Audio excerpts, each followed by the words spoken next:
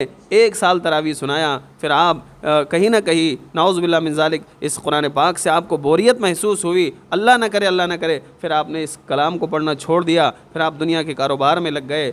بتاؤ میرے عزیز بچوں، جو آپ کے پیچھے آپ کے پیارے اساتذہ کی محنت لگی، ناظم مدرسے کی محنت لگی، معاونین کی محنت لگی، محسنین کی محنت لگی، محبت سے دیکھنے والوں کی محنت لگی، ان کی دل پر کیا گزرے گی؟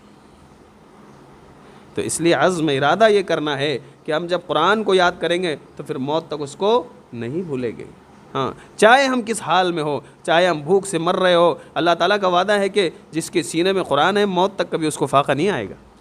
ہاں، اللہ کا واسطہ دیتا ہو کہ کبھی بھوک کے ڈر سے اس قرآن کو نہ بیچنا، ہاں، اس ایمان کو نہ بیچنا، بلکہ تمہیں دنیا میں کتنی ہی تکلیف دی جائے، کہیں تمہیں سولی پر چڑھا دیا جائے یا تمہیں ایمان سے پھرنے کو کہہ دیا جائے، لیکن اللہ کا واسطہ کبھی اس عظیم دولت کو چھوڑ کر کسی دنیا کی لالچ میں مت آنا۔ تمہیں انشاءاللہ ثم انشاءاللہ یہی دولت دنیا میں بھی عزت دے گی، اور مرنے کے بعد تو اللہ کا وعدہ ہے ہی کہ میں کہوں گا کہ پڑھتا جا اور چڑھتا جا۔ مختصر سی زندگی ہے، اس زندگی میں ہم مضبوطی کے ساتھ قرآن کریم کے حافظ بنے اور عالم دین بنے، اور دنیا میں ایک ایسا بڑا انقلاب پیدا کر کے چل جائے کہ اللہ تعالیٰ کہے اے میرے بندے، آج تو آیا ہے، تھکا کر آیا ہے، اس دنیا سے تو نے اپنے دین کی محنتوں کو اتنا کیا، تو نے دھوپ کو دھوپ نہیں سمجھا، بھوک کو بھوک نہیں سمجھا، پیاس کو پیاس نہیں سمجھا، اپنی پوری زندگی تو نے قربان کر دی، اے میرے پیارے بندے، آج تو بغیر حساب کتاب کی جنت میں داخل ہو جا۔ یہ کامیابی۔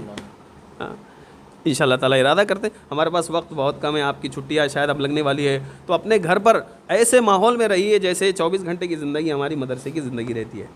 بہت سارے طلباء کے دیکھنے میں آیا، جیسے گھر کے دروازے میں پہنچتے ہیں، ٹوپی ادھر پھینک دی، کپڑے ادھر پھینک دیے، ٹی شرٹ پینٹ پہن لیے اور اپنے دوستوں کے ساتھ آوارہ گردی میں لگ گئے۔ ہاں، آپ کے محلے والوں نے، آپ کی بستی والوں نے، آپ کے گاؤں والوں نے، آپ کے صوبے والوں نے آپ کو یہ نہیں بولنا کہ دارالعلوم امدادیہ کے بچے ہیں انہیں وہاں کیا سکھایا جاتا ہے، ہاں، بلکہ اس طریقے سے نام لینا کہ دارالعلوم امدادیہ کے طلباء کو دیکھو کس طریقے سے فرشتے نما نظر آ رہے ہیں، واقعے میں یہ مدرسے کے بچے نظر آتے، اس طریقے سے اپنے مدرسے کا میسیج اپنے محلوں میں، اپنے علاقوں میں، اپنے گھروں میں، اپنے صوبوں میں دیجیے۔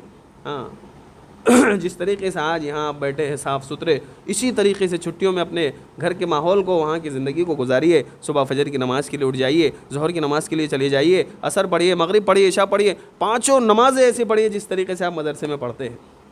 اپنے ماں باپ کے ساتھ ادب کے ساتھ بات کیجیے، ہاں، ایسے بات کیجیے ماں باپ کے ساتھ جیسے اپنے زبان سے پھول ٹپک رہے ہو۔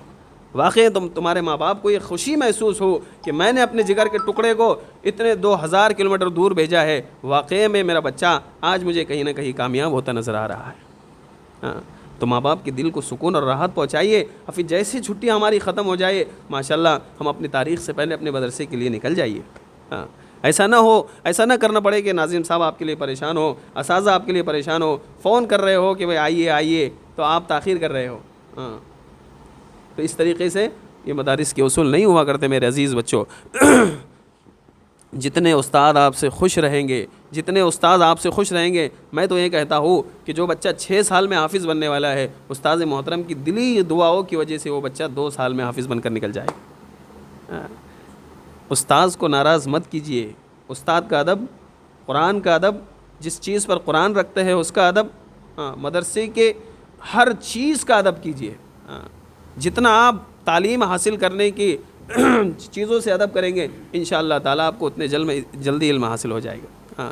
یہاں تک کہ ہمارے اکابرین کہتے ہیں کہ مدرسے کے جو ٹوائلٹ ہوتے ہیں اس چمبو کا بھی آپ ادب کیجیے۔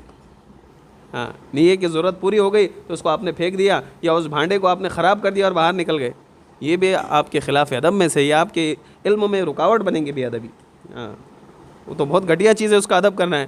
استاد محترم اور ناظم صاحب اور مدرسہ تو بہت اونچا ہے، ہر وقت ہر لمحہ آپ کو ان کی عظمت اور ادب اپنے دل میں رکھنا ہے۔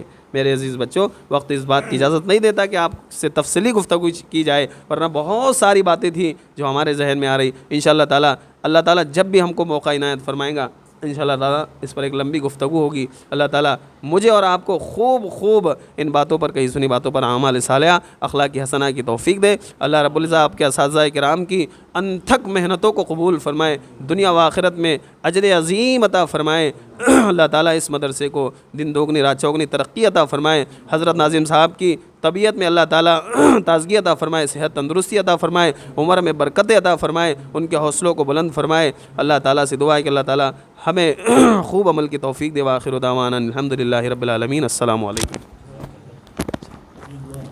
دعا کرنا ہے۔ اللهم صل على سيدنا مولانا محمد وعلى آل سيدنا مولانا محمد صلاة تنجينا بها من جميع الأهوال والآفات وتقضي لنا بها جميع الحاجات وتطهرنا بها من جميع السيئات وترفعنا بها عندك على الدرجات وتبلغنا بها أقصى الغايات من جميع الخيرات في الحياة وبعد الممات إنك على كل شيء قدير. ربنا ظلمنا أنفسنا وإن لم تغفر لنا وترحمنا لنكونن من الخاسرين. ربنا لا تجعلنا فتنة للقوم الظالمين ونجنا برحمتك من القوم الكافرين. اللهم إنا نعوذ بك من زوال نعمتك وتحول عافيتك وفجاءة نقمتك. لا إله إلا أنت سبحانك إنا كنا من الظالمين. اللهم إنا نسألك علما نافعا ورزقا واسعا. اللهم إنا نسألك علما نافعا ورزقا واسعا ورزقا حلالا طيبا وشفاء من كل داء. اللهم إنا نعوذ بك من الهم والحزن ونعوذ بك من العجز والكسل ونعوذ بك من الجبن والبخل. اللهم إنا نعوذ بك من غلبة الدين وقهر الرجال. لا إله إلا أنت سبحانك إنا كنا من الظالمين. اللهم انصر الإسلام والمسلمين في بلادنا. اللهم انصر الإسلام والمسلمين في فلسطين. اللهم أعز الإسلام والمسلمين في فلسطين. اللهم انصر إخواننا المجاهدين في فلسطين. لا إله إلا أنت سبحانك إنا كنا من الظالمين. جزا الله أن محمدا ما والو صلى الله عليه وسلم. سبحان ربك رب العزة عما يصفون والسلام على المرسلين والحمد لله رب العالمين.